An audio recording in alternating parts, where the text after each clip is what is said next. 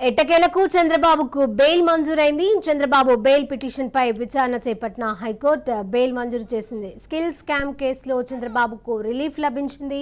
చంద్రబాబుకు bail రావడంపై TDP శ్రేణులు, కుటుంబ సభ్యులు, అభిమానులు హర్షం వ్యక్తం చేస్తున్నారు.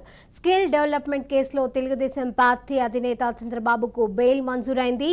ఈ పిటిషన్ పై వాదనలు గురువారం ముగియడంతో తీర్పును ఉన్నత న్యాయస్థానం రిజర్వ్ చేసింది. తాజాగా తీర్పును వెలువరించింది. చంద్రబాబు తరఫున సీనియర్ న్యాయవాదులు సిద్ధార్థ లూత్రా, దమ్మలపాటి శ్రీనివాస్, సిఐడి తరఫు అదనపు ఏజీ పొన్నవోలు సుధాకర్ రెడ్డి వాదనలు వినిపించారు. రాజకీయ పెద్దలు చెప్పినట్లు ఏపీ సిఐడి నడుచుకుంటోందని చంద్రబాబు తరఫున సీనియర్ న్యాయవాదులు గురువారం వాదనలు వినిపించారు. పోలీసులు చట్టానికి విధేయులై ఉండాలి తప్ప రాజకీయ నేతలకు కాదని చెప్పారు. ఎన్నికలు సమీపిస్తున్న సమయంలో రాష్ట్ర ప్రభుత్వం సిఐడి దురుద్దేశపూర్వకంగా రాజకీయ కక్షతో చంద్రబాబుపై తప్పుడు కేసులు నమోదు చేశాయని, స్కిల్ డెవలప్మెంట్ కేసులో బెయిల్ మంజూరు చేయాలని కోరారు.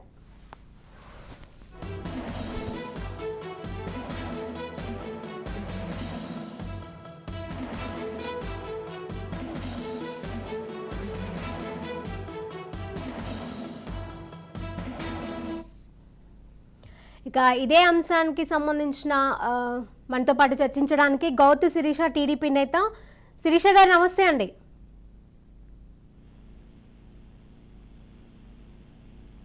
నమస్తే మేడం.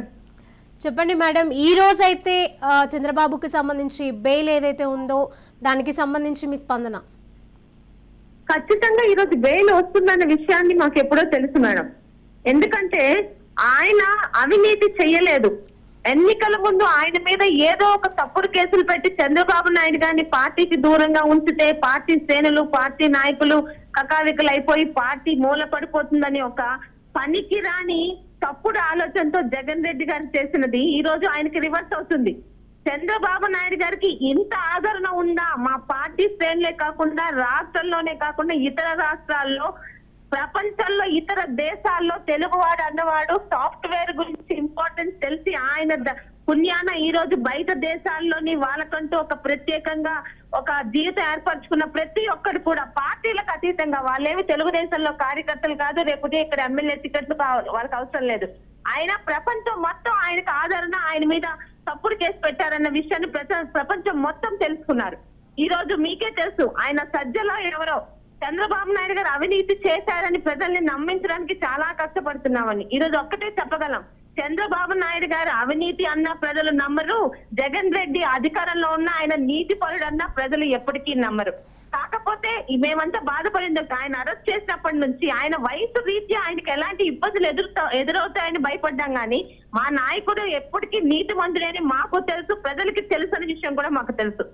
రేపు సుప్రీంకోర్టులో స్క్వాష్ పిటిషన్ కూడా చంద్రబాబు నాయుడు గారికి అనుకూలంగా వస్తుందని తెలుసు. కాకపోతే ఎన్నికల టైము ఈ మధ్యలో 3 నెలలు ఉంది. ఈ ఎన్నికల్లోని పార్టీకి చంద్రబాబు నాయుడు గారిని దూరంగా ఉంచి ఇతర ముఖ్యమైన నిర్ణయాలు ఆయన తీసుకోకుండా పార్టీని ఇబ్బంది పెట్టాలనుకున్నారు.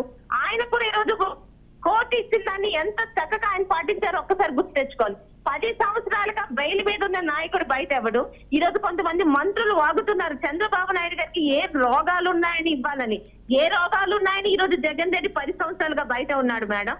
ఏ రోగం ఉందని ఈ రోజు అవినాష్ రెడ్డి సిబిఐ అరెస్ట్ కానీయకుండా కాపాడుకుంటున్నాడు మేడం.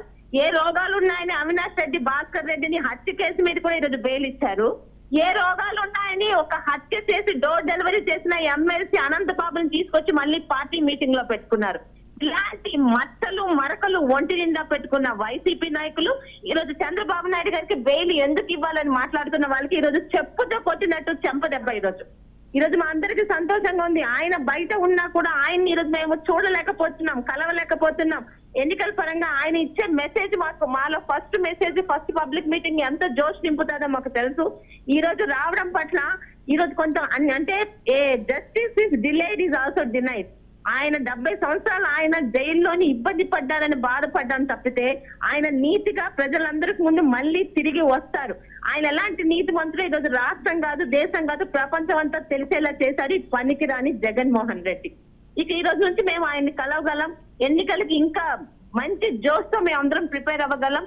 టుడే రియల్లీ ఆంధ్ర రాష్ట్రంలో గానీ, దేశంలో గానీ ఈ రోజు చంద్రబాబు నాయుడు గారికి బెయిల్ ఇచ్చింది చాలా మంది పండుగలు చేసుకుంటున్నాం మొదటి కార్తీక సోమవారం. ముఖ్యంగా ఈ రోజు వస్తుందని తెలుసు.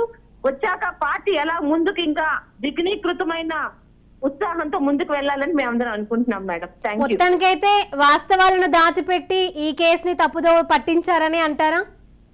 ఖచ్చితంగా మేడం. 200-300 కోట్లని చెప్పిన వాళ్ళు ఈ రోజు 27 కోట్లకి, అది కూడా సభ్యత్వంతో వచ్చిన డబ్బులని చెప్పినా కూడా ఈ రోజు ఎంత అబద్ధాలతో డైవర్షన్ చేస్తున్నారు. ఎవరైతే 2,30,30,000 మందికి స్కిల్ డెవలప్మెంట్ కోర్స్ చెప్పడం ఎంత ఖరీదవుతుంది మేడం? ఈ రోజు ఒక కంప్యూటర్ కోర్సు ఒక నెలకి ఈ రోజు కంప్యూటర్ కోర్స్ నేర్చుకోవాలంటే ఒక్కొక్క వ్యక్తికి 13,000 నుంచి 15,000 కడుతున్నాం. 2,30,30,000 మందికి ఆ డెవలప్మెంట్ కోర్సులో, అందులో 70,000 మంది ఈ రోజు ఆ కోర్స్ తీసుకొని ఉత్పత్తి చేస్తున్నారు. ఆ స్కిల్ డెవలప్మెంట్ సెంటర్స్ కళ్ళెదురుగా కనిపిస్తున్నాయి. అందులో మిషనరీ ఖరీదు ఎంత, మిషనరీ మేము నిజంగా ఇచ్చామని ఆ మిషనరీ మనకి సప్లై చేసిన వాళ్ళందరూ కూడా ఏ ఒక్కరు కూడా చంద్రబాబు నాయుడు గారికి ఎగెనెస్ట్ గా లేదు. రెండోది, అసలు క్యాబినెట్ తీసుకున్న నిర్ణయానికి సీఎం మీద పడడం ఏంటి? ఏ 37 గా ఉన్నాయని లోపల పెట్టడం ఏంటంటే A1 నుంచి A36 వాళ్ళు తప్పులు చేయలేదా? ఆల్రెడీ 2021లోనే క్లోజ్ అయిపోయిన కేసు గురించి ఇప్పుడు మాట్లాడడం ఏంటి? ఇవన్నీ ఒక ఎత్తుగడ. ఎన్నికల ముందు ఎలాగైతే బాబాయిని లేపేసి ఒక చిన్న కోడు కత్తితో తనని గుచ్చుకునేలా చేసి సానుభూతి పొందాలన్న పీకే ప్లాన్ ఆ రోజు వర్కౌట్ అయిందేమో. ఈ రోజు ఎన్నికల ముందు చంద్రబాబు నాయుడు గారిని దోషిగా నిలబెట్టాలనుకొని, తెలుగుదేశాన్ని ఇబ్బంది పెట్టాలనుకున్న జగన్ రెడ్డిని బూమరాంగ్ అయ్యి, జగన్ రెడ్డి ఈ రోజు ఎలాంటి అవినీతి పరుడో, చంద్రబాబు నాయుడు గారిని కావాలని ఎందుకు తప్పుడు కేసులు ఎరికించాడో ప్రజలందరికీ, ఆఖరికి లాలోని స్పెల్లింగ్ తెలియని వాళ్ళకు కూడా ఈ రోజు చాలా స్పష్టంగా అర్థమైంది మేడం. రైట్ అండి, థ్యాంక్ యూ అండి శిరీష గారు. థ్యాంక్ యూ అండి.